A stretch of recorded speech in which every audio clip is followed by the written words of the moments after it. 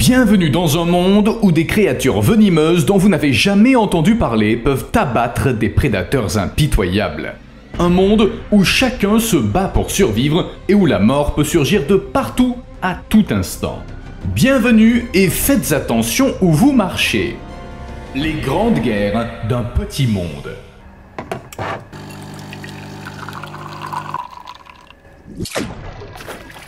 Voici un rappel discret de faire un petit quelque chose sous la vidéo. En Australie, il est courant de croiser une créature venimeuse. Mais dans un atelier mécanique de Victoria, une scène filmée est devenue virale. Un jeune serpent brun s'était pris dans les fils invisibles d'une toile. Il se débattait pour se libérer, mais la propriétaire du piège était là, une veuve noire à dos rouge. Plus précisément, une femelle veuve noire, l'Atrodectus acelti, reconnaissable à la bande rouge vif sur son abdomen rond. Le genre l'Atrodectus est bien connu. Aux États-Unis, il comprend 5 espèces de veuves noires. Toutes sont célèbres pour leurs toiles. Embrouillées mais très solides, leurs fils s'étendent jusqu'au sol, tandis que des brins collants et élastiques piègent insectes, mille-pattes et autres araignées. La colle que cette araignée produit à l'aide de ses 7 glandes à soie rend ses fils particulièrement adhésifs. Ces toiles sont des merveilles d'ingénierie naturelle, mais les vertébrés n'y restent pas pris longtemps. C'est pourquoi ces images étaient fascinantes. Un serpent 10 fois plus gros que l'araignée s'était fait piéger. L'araignée s'est rapprochée et au bout d'un moment, elle l'a mordu. Pour le serpent, c'était fatal, son corps s'est immobilisé comme si le venin l'avait gelé. La caméra ne montre pas la fin du combat, l'enregistrement se termine trop tôt. Pourtant, une chose est claire, la petite araignée a battu son énorme rival. Certains spectateurs ont remis en question l'authenticité des images, mais leur auteur prétend être tombé sur ce combat par hasard, l'avoir filmé et avoir repris sa route. Alors comment l'araignée a-t-elle remporté ce duel? Eh bien, tout le mérite ne lui revient pas. Le plus probable, c'est que le serpent était très jeune. Un serpent adulte, expérimenté, aurait pu s'échapper, mais une fois que la veuve noire a injecté son venin, le serpent était condamné. Il s'agit pourtant de l'une des créatures les plus dangereuses d'Australie. Le serpent brun est considéré comme le deuxième serpent terrestre le plus venimeux au monde, après le taipan. Son venin cible le système circulatoire. Il provoque une coagulopathie, des hémorragies internes, un collapsus cardiovasculaire et un arrêt cardiaque. C'est pas un hasard si ce serpent cause le plus grand nombre de morsures fatales sur le continent. Ça suffirait à le rendre terrifiant, mais le venin du serpent brun contient aussi des neurotoxines qui peuvent tuer un humain en 15 minutes. Évidemment, l'araignée l'ignorait. Mais l'araignée n'est pas non plus sans défense. Le venin de la veuve noire n'est pas moins dangereux que celui du serpent grâce à la lactrodectine, le composé qui immobilise ses proies. Chez l'homme, cette neurotoxine perturbe les substances chimiques qui gèrent la transmission des signaux nerveux. Résultat, une douleur intense dans tout le corps, ainsi que spasmes d'estomac, douleurs articulaires, ganglions gonflés, contractions faciales et suées. Ces symptômes apparaissent dans les 30 minutes qui suivent la morsure et, sans traitement, peuvent durer 2 jours. Pour le jeune serpent, le venin s'est révélé mortel. Il a agi plus vite que chez un mammifère et affaibli son organisme au point que l'araignée a pu envelopper le serpent de soie et commencer à le digérer sans risquer d'être écrasé. Cependant, c'est pas la seule histoire du genre. Dans le centre-ouest de la Nouvelle-Galles du Sud, près de West Wyalong, un fermier a été témoin d'une scène étrange. Il a repéré un jeune serpent brun pris dans une toile, un serpent d'1 mètre de long. Au-dessus de lui se tenait une araignée Pholcus qui avait réussi à attacher le reptile mortel comme un trophée. Le fermier a dit que c'était la première fois qu'il voyait une araignée tuer un serpent. Il a laissé les choses en l'état, d'autres araignées ayant enveloppé la tête et la queue du serpent. Je n'allais pas leur enlever leur victoire, a-t-il expliqué. La photo évoque une version sauvage de David contre Goliath. En effet, vous avez déjà vu une araignée Pholcus? Abattre un serpent brun semble impossible pour une telle araignée, mais le muséum australien l'a confirmé, une telle chose peut arriver. D'après le responsable de la collection d'arachnologie, le serpent s'est sans doute retrouvé coincé dans la toile. Quand ça se produit, l'araignée essaie d'envelopper le corps de sa proie et de la percer de ses crochets. En fait, Pholcus est une araignée carnivore, prédatrice. Son venin n'est pas très puissant, mais il fonctionne en tandem avec la toile. Le mythe selon lequel cette araignée serait la plus venimeuse au monde a été démenti par les chercheurs. Les histoires d'araignées et de serpents en Australie ne s'arrêtent pas là. Récemment, en mars 2024, il s'est produit ce que beaucoup ont appelé le truc le plus australien de tous les temps. Dans le nord du Queensland, dans le parc Mila Mila, un touriste a filmé une araignée géante mangeant un serpent pris dans sa toile. L'araignée appartenait à l'espèce Nephila pilipes. Pendant la nuit, elle avait réussi à capturer un bébé serpent vert et avait déjà entamé son repas en commençant par la queue. Sur les photos, on peut voir l'araignée tenter d'assurer une meilleure prise sur sa proie car le serpent se débat. Une question se pose. Pourquoi les araignées s'attaquent-elles à des serpents bien plus gros qu'elles? La réponse est simple, les araignées mangent tout ce qu'elles peuvent. C'est des chasseuses opportunistes. Si un serpent finit dans la toile, il y aura du serpent au menu. Elles font pas les difficiles. La bouche d'une araignée fonctionne différemment de celle d'un mammifère. Elles n'ont pas de dents pour mâcher, ce pourquoi leurs proies doivent d'abord être digérées de l'intérieur. Les araignées injectent des enzymes digestives dans le corps de la victime qui décomposent les tissus. Le résultat est une sorte de boisson protéinée qu'elles aspirent grâce à leur estomac. Car elles possèdent un estomac aspirant. Il est connecté à une sorte de paille qui permet à l'araignée d'aspirer le contenu liquéfié. Ce système est très efficace. Les araignées ont un métabolisme lent, elles sont facilement rassasiées et pour longtemps. Bien sûr, elles ne pourraient pas avaler un serpent entier, et un petit morceau d'une telle proie procure à une femelle 2 à 3 jours de festin. L'énergie tirée de ce repas peut facilement durer 1 mois ou plus.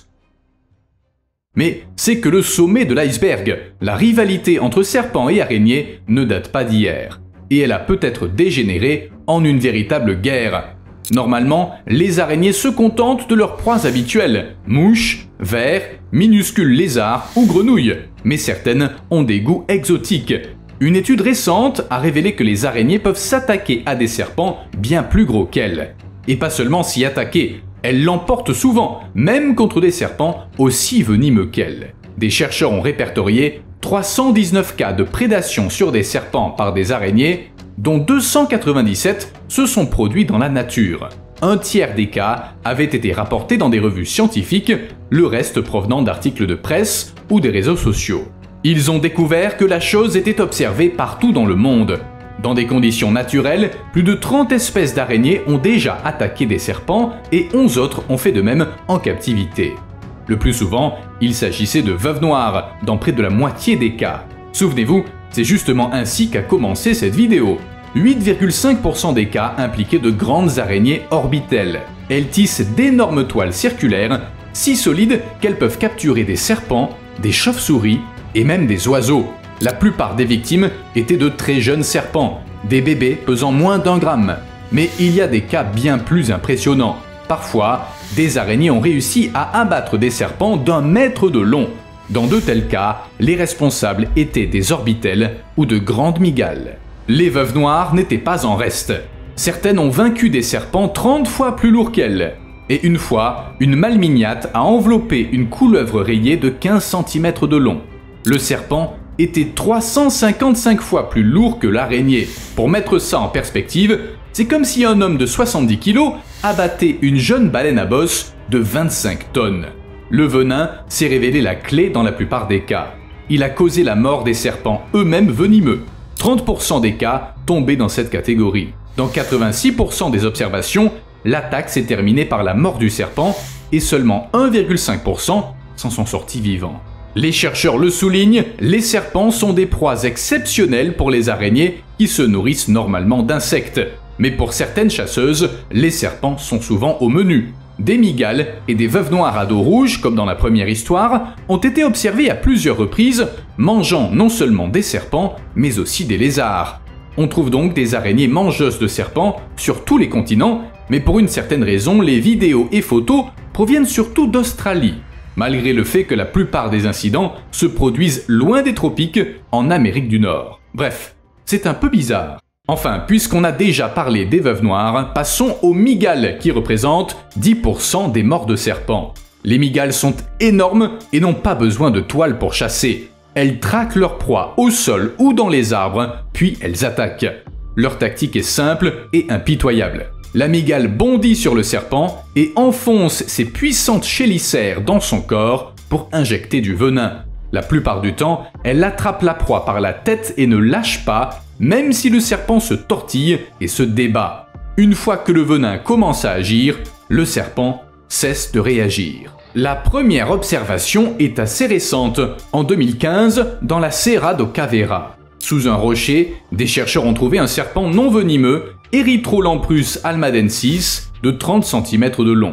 Les parties avant et centrales du serpent avaient été déchiquetées par une grande mygale, Grammostola quirogae. Devant les chercheurs, l'araignée s'est penchée sur le corps en décomposition et s'est nourrie des entrailles exposées et liquéfiées. C'était sans doute pas la première fois. Les mygales locales, surtout les femelles lentes, s'abritent souvent sous des rochers. Mais les chercheurs doutent que le venin de Grammostola quirogae soit assez puissant pour paralyser un serpent. Le plus probable, c'est que ce sont ces crochets de 2 cm de long qui ont fait la différence. Ils ont permis à l'amygale de mordre le serpent jusqu'à ce qu'il succombe.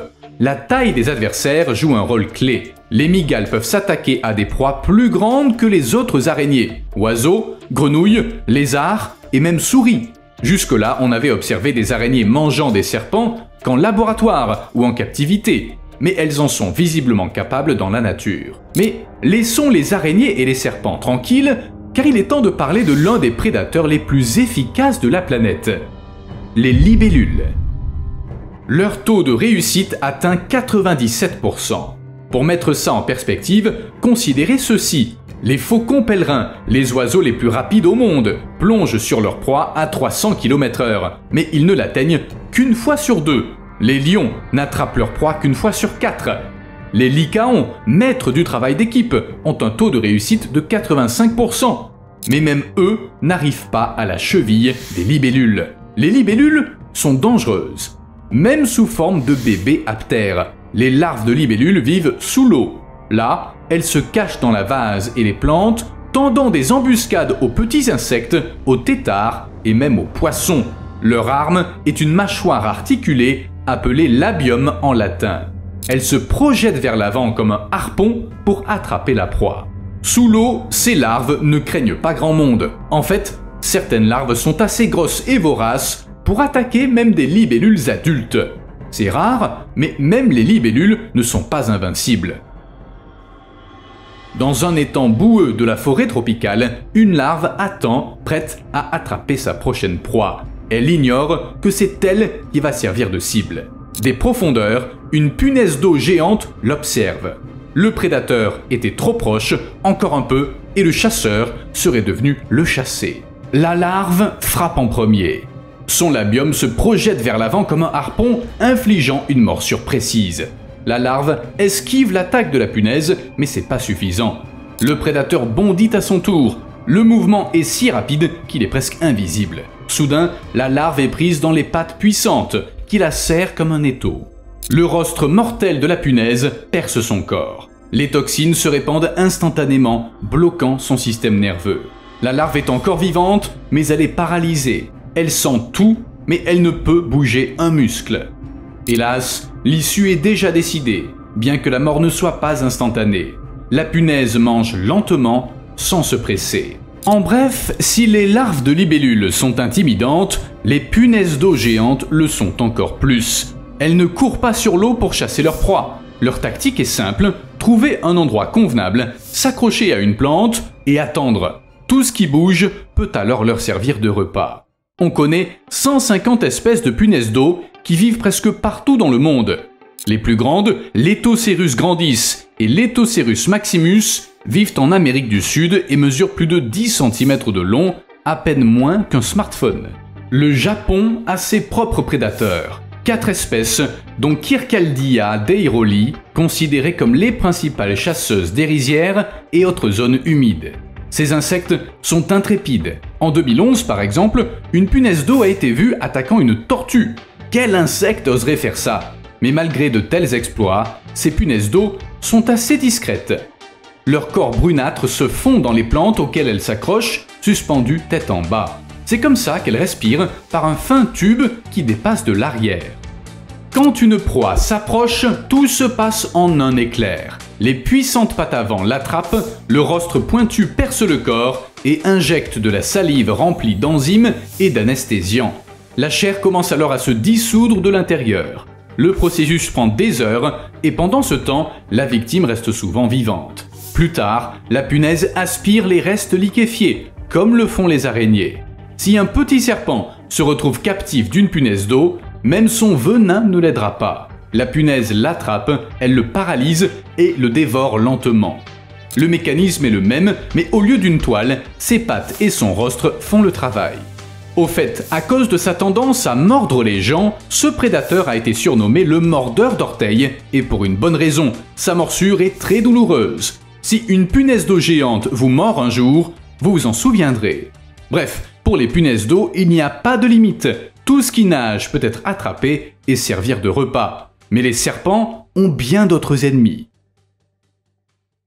En novembre 2009, des images ont été capturées sur l'île de Guam. À 4 mètres du sol, parmi les feuilles, se trouvait un serpent brun. Dans un premier temps, il était tranquillement posé sur une branche, mais il a commencé à se tortiller violemment, à se débattre, et 10 secondes plus tard, il est tombé au sol.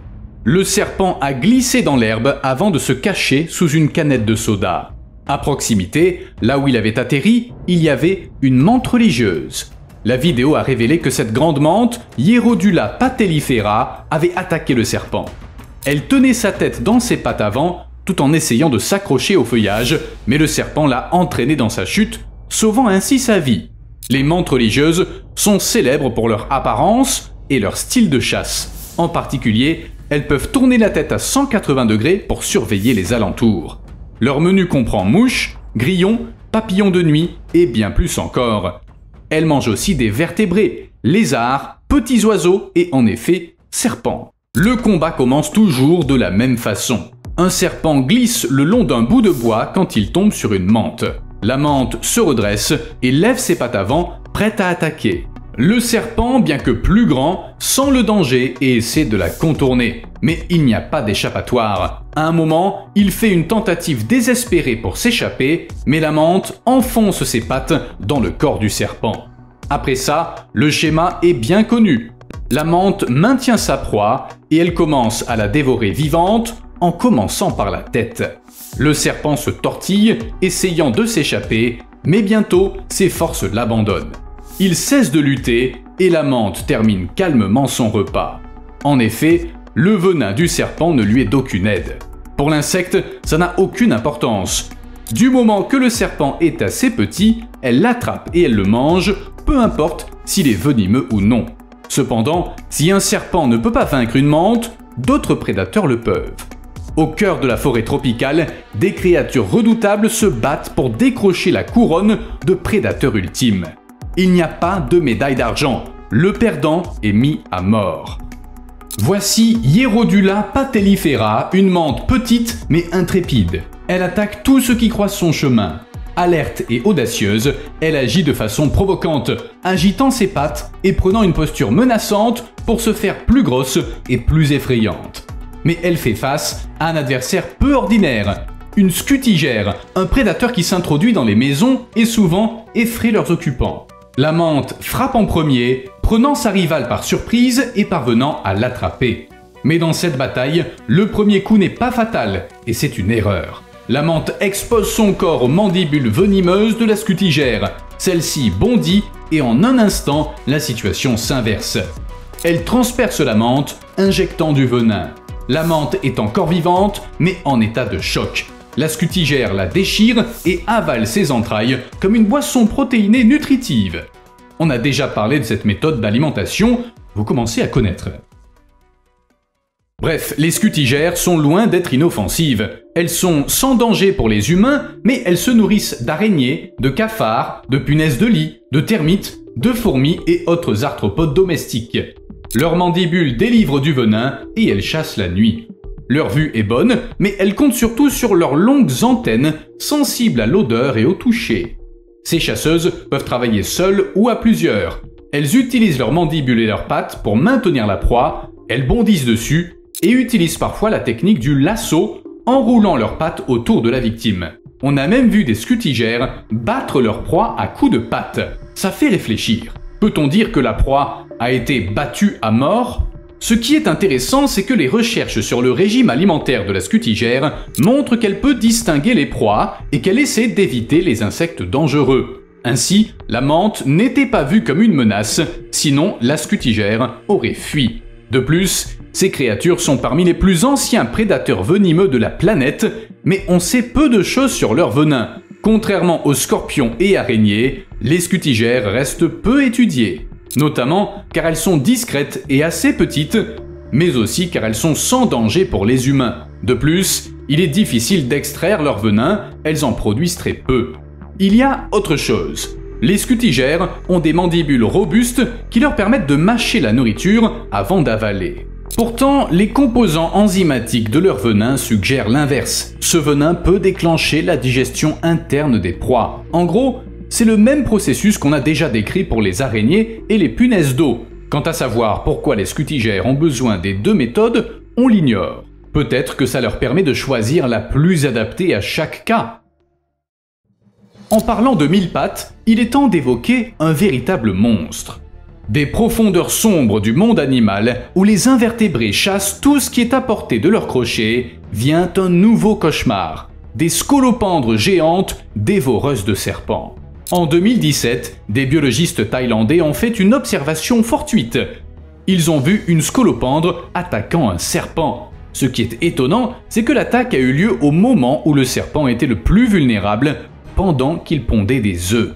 Les scolopendres géantes, des mille pattes, se nourrissent d'insectes, mais pas seulement. On en a vu chassant de jeunes rats dans leur nid, des lézards, des chauves-souris et même des oiseaux. Ces prédateurs nocturnes peuvent atteindre 10 cm de longueur et sont très agressifs. Les biologistes soulignent que les attaques sur des serpents sont rares et que ces derniers ne font pas partie du régime ordinaire des scolopendres. Cette fois cependant, c'était différent. La scolopendre a été découverte enroulée autour du serpent alors en pleine ponte. 3 œufs étaient déjà sortis et 2 autres étaient encore à l'intérieur. Pour immobiliser sa proie, la scolopendre l'a attrapée avec ses pattes et frappée de ses crochets venimeux. Les chercheurs ont confirmé plus tard qu'il s'agissait de l'espèce Scolopendra dawidofi, une espèce grande et agressive d'Asie du Sud-Est. La victime était un serpent du type Cybinophis triangularis. Mais les rencontres entre un serpent et une scolopendre ne se terminent pas toujours par la victoire de la scolopendre. Un herpétologue serbe qui faisait des études de terrain en Macédoine est tombé sur une scène étrange, une jeune vipère dont la tête d'une scolopendre dépassait du ventre. Au début, ça ressemblait à une illusion optique, mais 10 secondes lui ont suffi à comprendre, le serpent avait avalé la scolopendre qui essayait de sortir. Elle s'était frayé un chemin à travers le corps du serpent. Et elle y était presque parvenue. Malheureusement, au cours de sa lutte frénétique, la scolopendre était morte, peut-être à cause du venin du serpent. Résultat, une scène complètement absurde. Après avoir dissous les os et les organes du serpent, la scolopendre portait littéralement sa peau comme un manteau. En fait, il ne restait de la vipère qu'une coquille vide. La scolopendre occupait tout l'espace à l'intérieur. Parfois, les rencontres entre serpents et scolopendres finissent de façon encore plus étrange. En Floride, dans le parc John Penncamp Coral Reef de Key Largo, un touriste est tombé sur un serpent mort, il l'a signalé au personnel du parc. L'équipe a effectué son autopsie et découvert que les forcipules venimeuses d'une scolopendre avaient causé une blessure sur le côté du serpent, causant une hémorragie interne. Pourtant, les serpents mangeurs de scolopendres sont immunisés contre le venin de leur proie. Ça signifie que la mort n'avait pas été causée par les toxines. Là encore, la taille avait été le facteur décisif. Une énorme scolopendre avait sans doute tué le serpent de l'intérieur. En général, les serpents survivent à de telles choses. Leurs mâchoires flexibles leur permettent d'avaler des proies plus grosses que leur propre tête. Mais parfois, ils se surestiment. Ce qui est intéressant, c'est que la plupart des animaux préfèrent rester à distance des scolopendres. Leurs mandibules venimeuses délivrent des morsures douloureuses et même les crotales s'en méfient. Sauf les crotales pygmées, natifs du sud-est des États-Unis, qui ont une stratégie spéciale. Ces prédateurs ne sont pas difficiles. Grenouilles, lézards, souris, oiseaux et même autres serpents Tout leur convient. Des chercheurs ont trouvé à plusieurs reprises des restes de scolopendres dans leur estomac et ils ont voulu découvrir comment ils viennent à bout de tels adversaires. Pour l'apprendre, ils ont placé des crotales pygmées dans des enclos avec des Scolopendra viridis. Quand ils chassent en embuscade, ces serpents bondissent sur le lézard ou la souris qui passe par là, mais ils ont agi différemment. Ils ont chassé leur proie de façon active, la tête relevée pour protéger leurs yeux et leur odorat, frappant les scolopendres à la queue et les projetant. Après chaque morsure, les serpents reculaient et attendaient. Le venin met plus de temps à agir sur une scolopendre que sur un lézard. 20 minutes en moyenne contre 6. Mais la stratégie fonctionnait. Attaque prudente, patience et maintien de la distance donnaient l'avantage aux serpents. Ce comportement montre que les serpents ne sont pas que des machines à tuer sans cervelle, comme on le croit souvent. Ils peuvent développer de nouvelles tactiques contre des proies dangereuses. A l'inverse, les scolopendres, dont le cerveau est moins rapide que les pattes, foncent souvent vers le danger au lieu de fuir. Vous me devez un like. À plus.